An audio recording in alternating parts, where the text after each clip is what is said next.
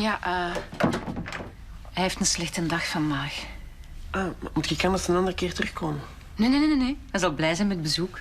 Oké. Dirk, Arno is hier. Hey, hoe is het? Goed. Moet jij iets hebben om te drinken? Ja, gewoon een plat watertje. Merci.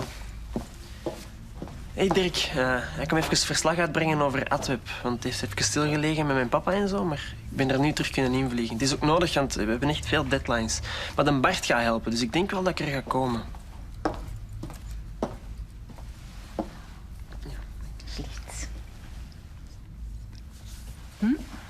Wie is dat? Dat is Arno. Weet je niet meer? Je hebt samen met hem Adweb opgericht. Om websites te maken voor bedrijven. Arno. Dag Arno. Ik ben Dirk.